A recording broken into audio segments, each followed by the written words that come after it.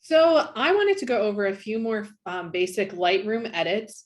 Now, in terms of portrait photography, there are going to be times when you need to utilize Photoshop when the edits in Lightroom aren't enough for you. But again, right now, we're going to stick with the basics. So I have this image here. We have some beautiful light in the background, and there's a nice side glow coming from the window. But again, depending on the type of editing that you prefer, we look at the skin of the subject.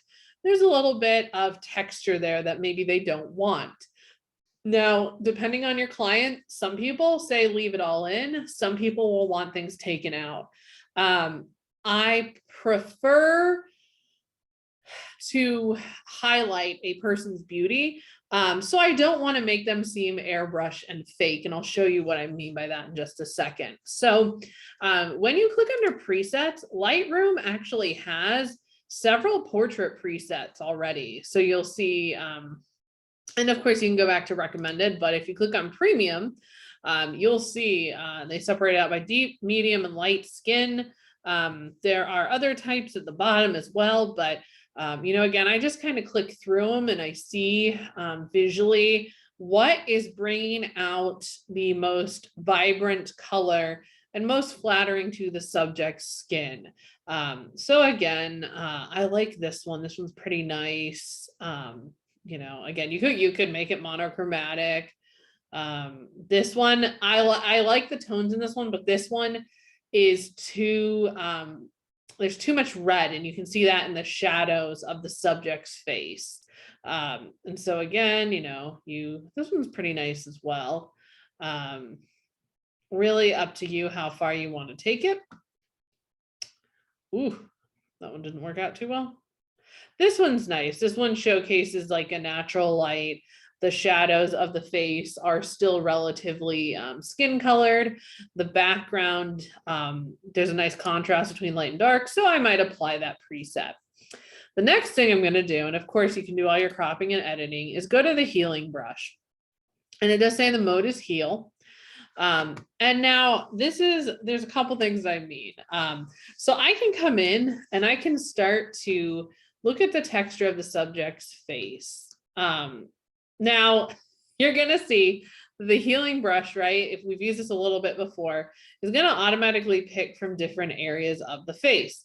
So I know that I do not want it to be this really dark line. So I may have to move my little dot here to get the color that I want. Again, depending on the subject, like this little pimple here, I can actually just click on it and it automatically recognizes and pulls from different areas on my photograph. Another tool I have before I get too carried away. So you may be using the healing brush. We haven't talked about it at this point, and I'm going to zoom back out, is masking. So I can create a mask by clicking down on the 1, 2, 3, 4 option. Almost looks like a retro flower. And the reason I might create a mask is if you think of masking, it's almost like taping off part of an image so that you're only focusing on that particular image and it won't affect the rest of the image itself.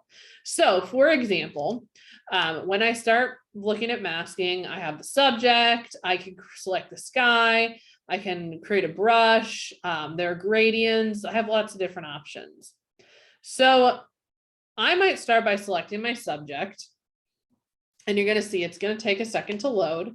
That means that the edits, and you can see the mask, when you click on it, it's red, but here in this little thumbnail, it's white. Anything that I do is going to only affect the part that I have masked. So if I want to try and remove a little bit of texture from the face, I can come down to my texture button and I can go to the left and it's going to smooth the skin out. Now I don't want to go like, if I go all the way to the left, this just doesn't look natural. Like this is clearly a filter. And if I go all the way to the right, most people aren't going to want that much texture on their face, right?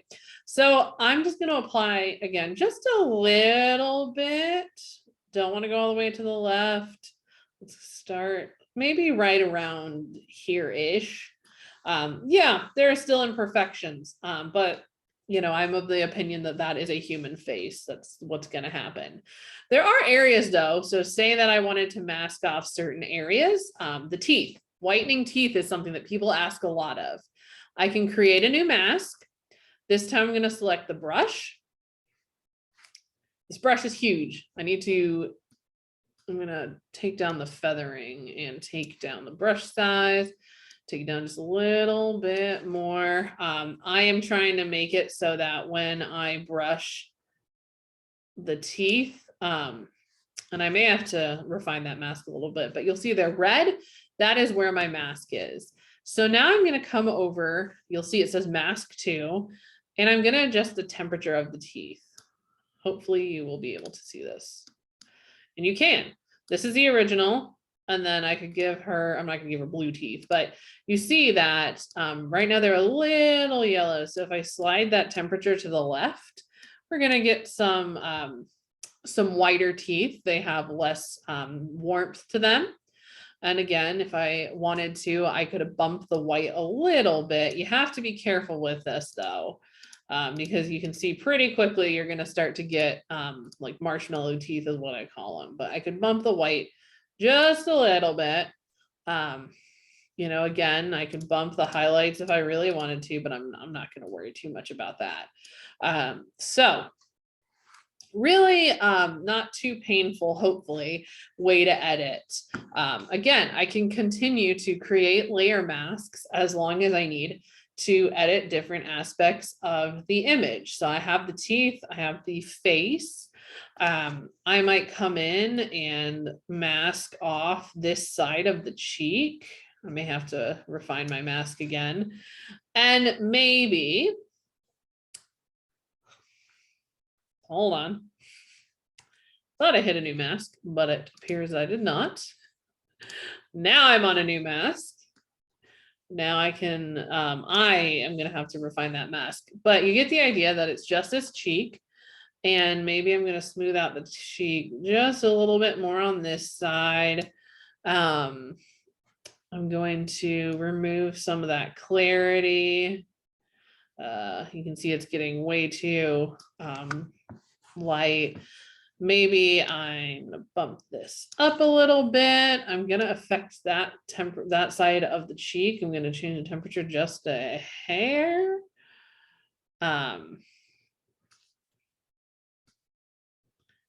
So you can see, this is, I can maybe lighten it just a little bit. I don't want to go crazy here. That's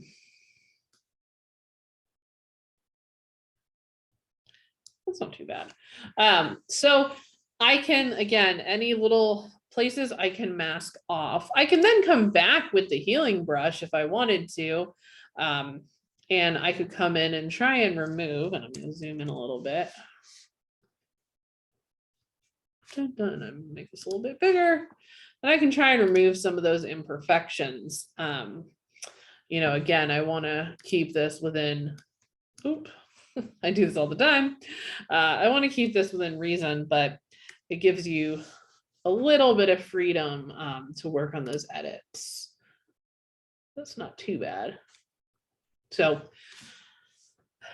these, I think, are the most useful Lightroom edits that we have. And again, I can always go back. I can look at the originals. That was the original. And now this is the edited version.